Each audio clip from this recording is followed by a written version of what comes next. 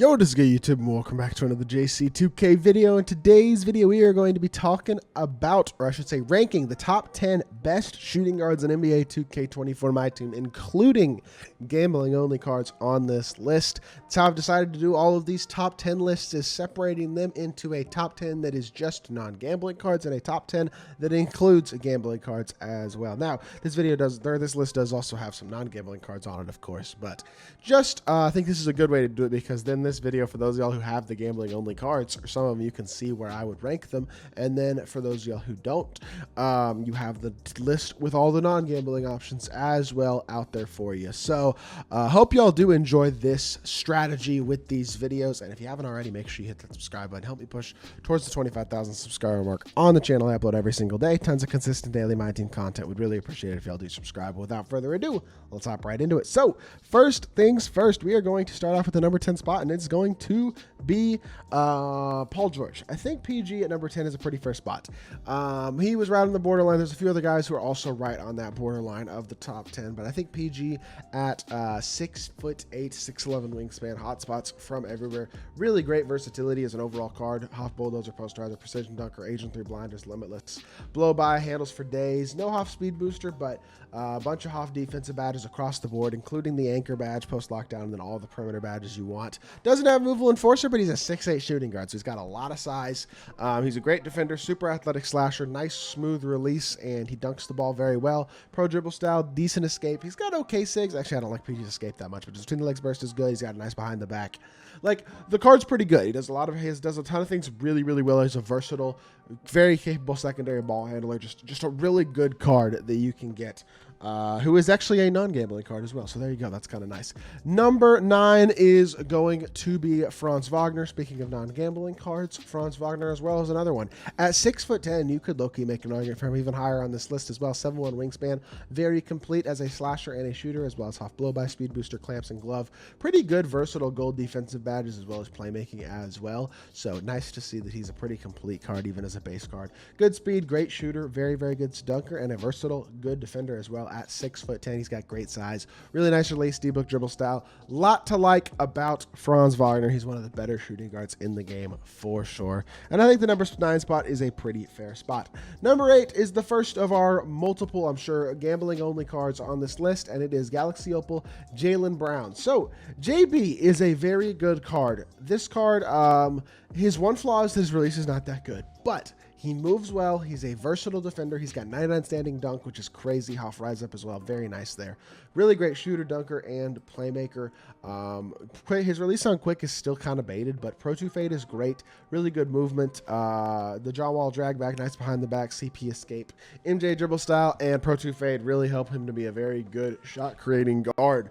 The thing is, the standstill release is a little bit baited, and that in of itself is enough to hold him back just a little bit among the best of the best and put him at the number 8 spot. Number 7, I'm not the highest on this card. Some people are higher than me on him for sure. That is Klay Thompson. Klay's a stud. There's no doubt about it. Really good, versatile option at the shooting guard position. Does a lot of things well.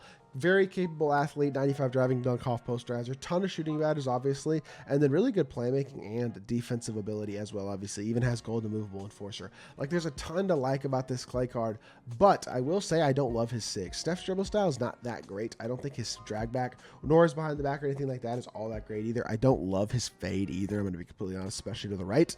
And release while catch and shoot is really, really good. I do think his sigs and his shot creation could definitely be a lot better, and because those things are not great, it does kind of hold him back on my list, and that's why he's only at number 7. Number 6 is going to be Allen Houston, who is entirely free and also very, very good. This Allen Houston card, in all honesty, I think is very similar to Klay. Very similar size, hotspots from everywhere, elite level shooter, very capable slasher with a 90 driving dunk, pretty good all-around finishing badges. He's very similar to Klay as a playmaker, and then defensively, honestly, they're pretty similar as well. Doesn't have movable enforcer, which Klay does have. Advantage Klay in that area, yes, but the advantage, I think, goes to Allen Houston in terms of animations.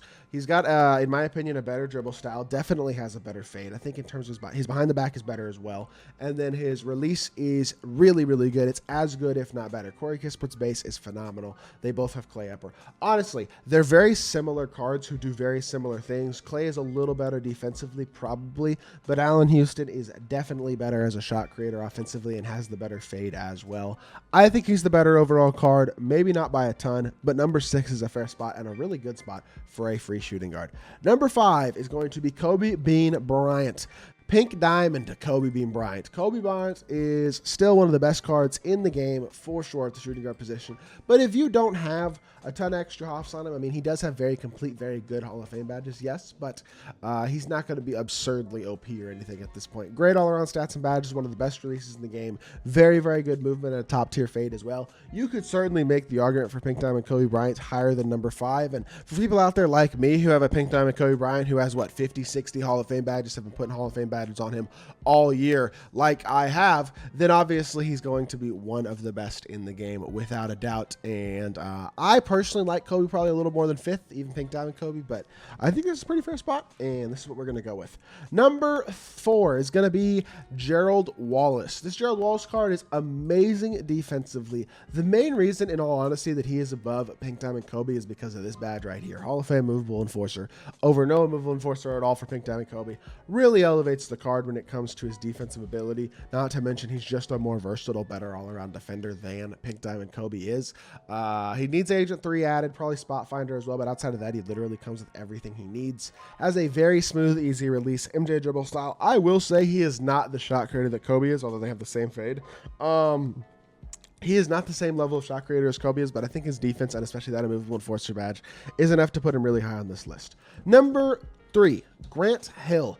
I really wish I had this Grant Hill card. He is so darn good in my team. Obviously, he's expensive. Yeah, or not expensive. Well, he kind of is expensive. The only way to get this card is by 1,800 cards collected, and for player cards collected, I should say, which is admittedly kind of a lot. But at 6'8" with a 6'11" wingspan, number 1, he's got really, really good size. Hot spots from literally everywhere. 26 Hall of Fame badges include Bulldozer, Fast Twitch, Posterizer, Precision Dunker, Agent 3 Blinders, Catch and Shoot, Deadeye, Limitless Range, Blow-By, Handles for Days, Speed Booster, Anchor, Clamps, Glove, Off-Ball, Pest Post, Lockdown. Does not have a Movable Enforcer, yes, I understand that. But at 6'8" with a 6'11" wingspan, the amount of completeness that he has, not to mention his SIGs, especially his 6. Kyrie dribble style, Trey size up, Kemba escape, and a really good behind the back as well. Vanderbilt base, Kuz Bopper on very quick with a Pro 2 fade. Grant Hill is a top tier card in my team, especially at the shooting guard position because of the overall versatility and the top tier SIGs and animations that he does have, which puts him in the top 3. Number 2 is going to be Opal Kobe. The thing that separates Opal Kobe and puts him a couple higher spots higher than the Pink Diamond is just overall badge completeness as a base card. The releases on very quick instead of quick, which to be fair, I don't think makes a hugely noticeable difference. The main badge upgrade is the fact that he does have the immovable enforcer badge, which the other one did not have. Grant Hill also doesn't have. I think he gives you a lot more offensive versatility than a guy like Gerald Wallace. So despite Gerald Wallace maybe being a slightly better defender, I do believe this Kobe is basically just a slightly better version, slightly more complete version of the Pink Diamond. Has that immovable enforcer badge, has the release on very quick, which certainly doesn't hurt either. Overall, an incredible card, one of the best in the game, and I think very, very easily a top tier option as a 98 overall. And then the final and number 1 card in the game with the shooting guard position. Finally, somebody has taken Kobe off his throne, and it is Ron Artest. This card is so darn good, and I really wish I could get him without gambling because 6'7", 6'10" wingspan, hotspots from literally everywhere. Incredibly versatile all-around defense, not to mention Hall of Fame movable enforcer, all the other defense. But then Hoff blow-by handles today, speed booster, catch and shoot, corner specialist, Deadeye, limitless, bulldozer, bonding, precision dunker, posterizer, all that type of stuff. The completeness badge-wise outside of the defense is phenomenal. But the defense is 98, 99 across the board, absurd, ridiculous.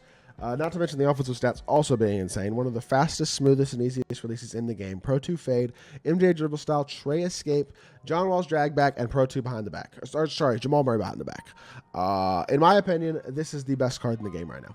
I'm not kidding. At least outside 100 overalls, I think Ron Artest is the best card in the game. He is that good, and yes, he has taken Kobe's spot at the shooting guard position.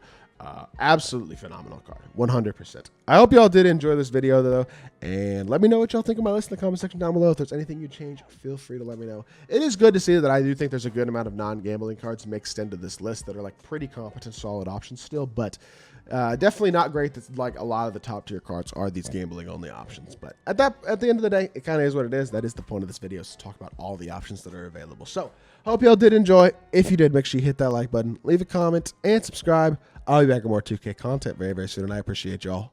Peace.